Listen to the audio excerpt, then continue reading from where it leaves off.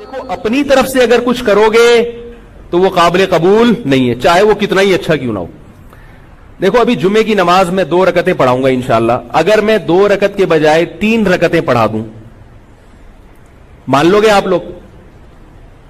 میں دلیل یہ دوں، آپ لوگ کہیں بھائی نبی صلی اللہ علیہ وسلم نے 2 رکعتیں جمعے کی پڑھی، مولوی صاحب آپ نے 3 کیوں پڑھائی؟ میں کہتا ہوں 3 سے منع کیا ہے کہیں؟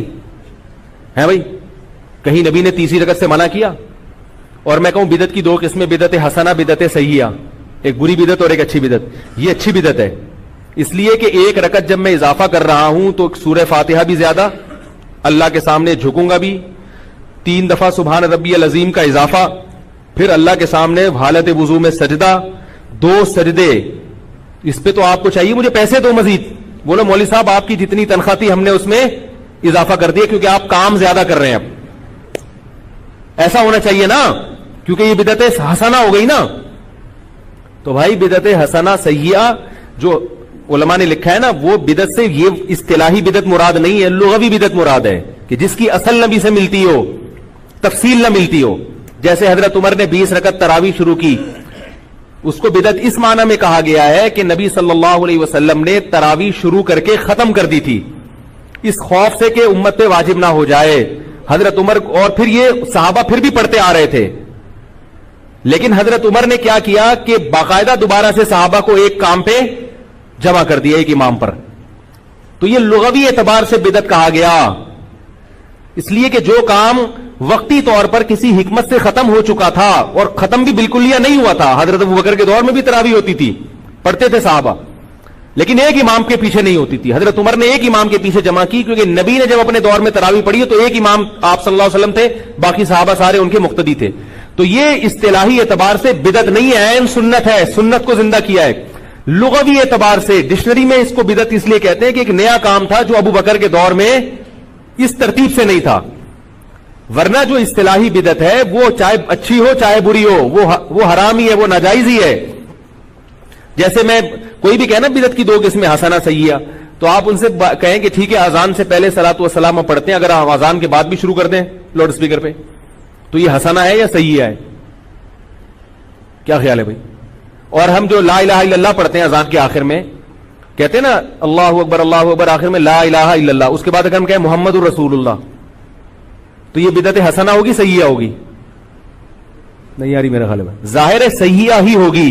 حالانکہ لا الہ الا اللہ کے بعد ہم محمد رسول اللہ کا اضافہ کر رہے ہیں جو ہمارے ایمان کا حصہ ہے. کیا خیال ہے؟ کلمے کی تکمیل نہیں ہوتی جب تک محمد کی رسالت کا اعلان نہ کیا جائے، مگر لا الہ الا اللہ پہ ہم بریک لگا دیتے ہیں. کیوں؟ حضرت بلال نے نبی کی موجودگی میں جو اذان دی ہے وہ لا الہ الا اللہ پہ ختم کی ہے. تو اذان مکمل ہو گئی، اس سے پہلے اس کے بعد میں آپ نے کوئی ایڈیشن نہیں کرنی. تو ربیع الاول میں نبی نے کیا کیا ہے وہ بھی ہمیں بتا دیا ہے، اس میں آپ نے اپنی طرف سے تڑکا نہیں لگانا، کیونکہ نبی نے بتایا ہے کہ مجھے خوش کرنا ہے تو جیسے میں نے کہا ہے ویسا کرو، اور جیسے میں نے کیا ہے ویسا کرو. نبی کی اطاعت کا بھی حکم اور اتباع کا بھی. اطاعت اور اتباع میں فرق یہ ہے کہ اطاعت قول میں ہوتی ہے، نبی نے جو کہا وہ کرو، اور اتباع کا مطلب جیسے جیسے کر رہے ہیں ویسے ویسے کرتے چلے جاؤ. طبیعہ جو ہے عربی میں گائے کے بچے کو کہتے ہیں جو ماں کے پیچھے پیچھے چلتا ہے. یہاں بھی پتہ چلتا ہے کہ وہ بھی تقلید ہی کرتا ہے. ماں کا بچہ طبیعہ جو گائے کا بچہ ہوتا ہے نا، طبیعہ جہاں جہاں ماں جاتی ہے وہ وہاں جاتا ہے کہ نہیں جاتا. اس لیے کہ اس کو دلیل اس لیے نہیں مانگتا اپنی ماں سے، اس کو پتا ہوتا ہے میری ماں مجھے گٹر میں نہیں گرائے گی کیونکہ یہ میری ماں ہے. کیا خیال ہے بھائی؟ اس کو پتا ہے اماں جہاں جا رہی ہے صحیح جگہ جا رہی ہوگی. تو اس سے بھی پتا چلتا ہے اتباع یا طبیع کا جو لفظ ہے یہ دلیل اور بلا دلیل دونوں کو شامل ہے. تو اللہ نے کیا حکم دیا کہ نبی کی اتباع کرو، یعنی جیسے جیسے نبی کرتے رہے ویسا ویسا کرنا شروع کر دو.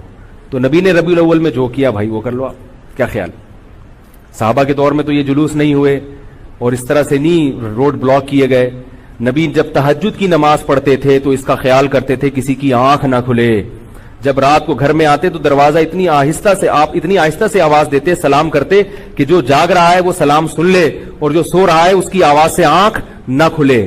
اتنا اہتمام کر رہے ہیں اور ہم ربیع الاول ایسے مناتے ہیں روڈ بلاک.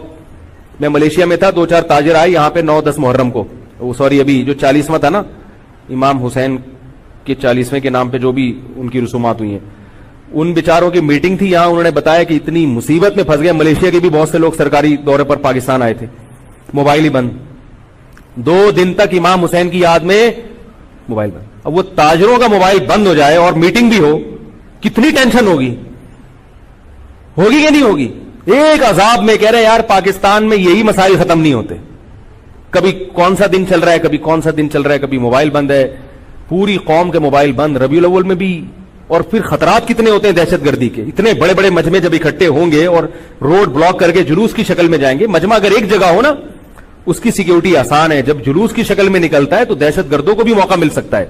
ملک کے حالات کو دیکھا جائے اور شریعت کی تعلیمات کو دیکھا جائے تو کسی بھی طرح سے یہ چیزیں اسلام کے مزاج کے مطابق نہیں ہیں.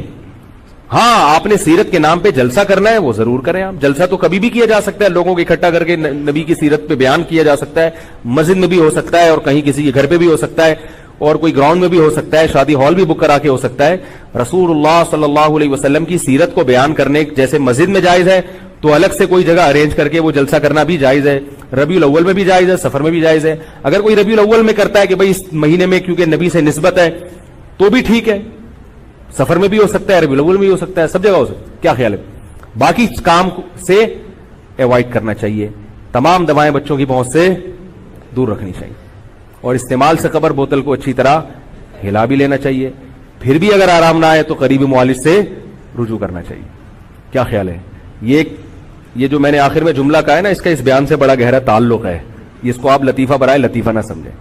دوبارہ نہیں سنا رہا, وقت بہت ہو گیا ہے, ٹھیک ہے؟ تو پھر بھی آرام نہ آئے تو قریبی معالج سے رجوع کریں.